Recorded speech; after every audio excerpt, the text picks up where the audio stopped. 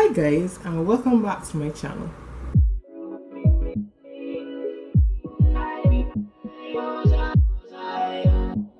The rain has started to fall, so if you get a little pitter patter in the background, that's the rain.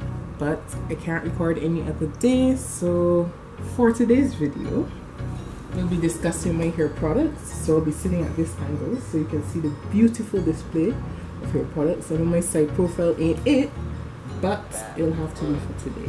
We are going to refer to our hair as a child for this entire video. I'm going to show how some of y'all have been abusing your child for these past few years. If you haven't, good on you. First, we're going to talk about bathing the child. Recently, I've started using, I forget the name, every strand. There's shea and coconut oil. This is their conditioner, and this is their shampoo. Oh, thing to note, I don't usually let my hair products go over $10 to $13 BDS. So that's about $5 to $7 US. So this is the shampoo and conditioner I've been using most recently. It gives your hair a very clean feel and also leaves your hair moisturized. The one I normally used to use though was the Cream of Nature Pure Honey shampoo and conditioner for moisturizing dry defense. It leaves your hair so soft and moisturized. I highly recommend it, but it goes over my price budget now because they've raised the price of it. But it does work if your hair is suffering from being extremely dry. So I highly recommend it, and this is what I'm using now to wash my hair. I usually try to match back the brand of leave-in conditioner with what my shampoo and conditioner is. I don't know why, it's kind of just been a habit. This is the leave-in I've been using. It's not a way leave-in detangler really. It's not actually leave-in, it's a detangler, but it's a leave-in. So I've been using it. I usually keep the bottle upside down because as you can see it's very thick, so it doesn't even fall that way. So when I try to squeeze it, and since the bottle is square, it's hard to get out. So I usually just keep it upside down. Finding the right shampoo and conditioner is very important for your hair, because just like how you're bathing a child, if you don't use the right products to bathe the child is not going to be cleaned properly, or it's going to damage the child's skin. Same with your hair. If you don't find a shampoo and conditioner that works well for your hair, it's going to dry out your hair and ultimately damage it. So take time to experiment and find a shampoo and conditioner that works for your hair. On days that I have bad buildup, meaning I've had a lot of products in my hair over the course of the week or a couple weeks, depends on what hairstyle I'm running with, I usually try to do an apple cider vinegar rinse. You can actually mix your own apple cider vinegar rinse, but I found with this it's equivalent to that, which is already pre-mixed for you. You don't need to mix it with anything else. This is the Cream of Nature apple cider vinegar clarifying rinse. And please note, as the name suggests, it has in vinegar. And what does vinegar do? Burn. It's an acid. So what you do is you only leave in the rinse for 1 to 2 minutes, and then you rinse it over your hair. This is a rinse. It's very good in taking out old buildup, and yes, it's going to sting, but it's a nice tingly little sting. It gives you a little refresh, you know. When I use that, I usually prefer to use a mask, which is like a heavier conditioner, because you just use a vinegar to strip everything out of your hair. So what I like to use is a keratin treatment hair mask, which is very good for strengthening the hair, as the name says, and ultimately, just like the honey conditioner, it leaves my hair very moisturized and soft, and it smells amazing. This is the acai berry and keratin, and it works very well. So that was on washing hair. Now I'm going to move on to moisturizing the hair after you've washed it, or for daily moisturizer. What I usually like to do is I would spray my hair with water, and then I would use oil after that. Really and truly, you're supposed to use the lock method. I think actually I might have to start doing that because I've realized that my hair works better with heavier products. It doesn't take in things well when it has a light moisturizer. So I need to put something heavy on top of all of that to work. But I think it's been working out for me because I've used Shea Butter, which I'm going to talk about after. I actually spoke about it in a previous video. I think it was my get ready with me video, but I'll get back to it. So I use water and an oil. This is a mixture of different oils.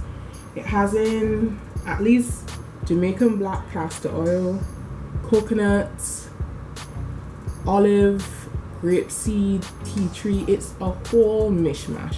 It's heavier than some things I've used, and like the premix oils, because I can put what I want inside of this and it actually gives you more for your money, because I actually use a tube of each oil. Hold on, let me see if I have one. So I actually use a tube that's about this big. I fill up actually a pet bottle with it. So like the soda bottles, I would fill up, mix all my oils in that, and then pour it out into this, which is a lot more easier to handle and moisturizing my hair. So my pet bottle can hold about 6 of these, and then any other hair oils in bigger bottles that I have, like the black Jamaican or the olive, I keep in a bigger bottle and stuff like that. I highly recommend looking at your hair's porosity before you just start mixing oils, because if you have a high porosity, it means that you need to put heavier oils which would hold moisture in your hair. When I say moisture, I mean water. Oil does not moisturize your hair. Let me repeat that. Oil does not moisturize your hair. It puts the vitamins and the nutrients that your hair needs into it. Hence why you also need to seal the oil in, because it has any nutrients. But water is essentially what puts the moisture into your hair. That's why sometimes when you're coming out the shower, you use a t-shirt so you don't take out too much moisture, instead of using a towel, which does as it's supposed to do, take up all the water out of your hair. So you use a t-shirt so it keeps some of the water in and the moisture, and then you moisturize your hair. If it is you're moisturizing during the week, use a spray bottle of water, spray your hair, put in the oil and the conditioner after, so everything is locked in together. I also recommend that you try looking at the different properties of the different oils. Peppermint, as it says, it makes the hair stronger, improves skin, itchy scalp, so it gives a nice little tingling. And if you have things like a fungus in your hair, or you struggle with scalp problems, try something like tea tree oil, which is good for funguses. And you can also use tea tree oils on your nails. If you have a fungus on your nails, you can use tea tree oil for that as well. It works very well. What's next? Shea Butter. Oh, I should actually talk about the combs that I use. My combs, I use a big tooth comb, because you're never supposed to drive a comb this small through this texture of hair. It's obvious, right? Because this hair has kinks and curls. This is not going to glide through your hair. That's why I use a bigger comb. And if it's still not gliding through your hair with this, that is a sign that your hair is not moisturized enough for you to drive a comb through it. So if you realize you're hearing as you're driving a comb through your hair is not moisturized. Much like how you would moisturize a child. Back to the child example. If you don't put lotion on your child's skin, somebody's gonna ask you, did you rub ash on that child's skin before you left the house? Moisturize your hair properly and use the right tools. You wouldn't want to rub lotion on a child with a scrubbing brush. No. Shea Butter. This is the same Shea Butter that I was speaking about in my Get Ready With Me video. A little bit of raw Shea Butter. Y'all see how much has gone down since then? Yeah, I use it a lot. So this is my Shea Butter. I don't think the brand matters, just make sure that's 100% natural. This one I got in the store local to me. Shea Butter is a very good conditioner. It's heavy. So as I said, I've been getting away with not using a lotion because I use Shea Butter in my hair. I find that if I open up my hair even after a week, I can still smell the Shea Butter. It also works very well for dark spots on your skin. I realized that mosquitoes have been eating me alive, as you can see by the top of my lip. And there's actually one that bit me under my eye. The audacity. So I should really start by using it on my face, because I used to use it a lot on my face and it clears up dark spots over time.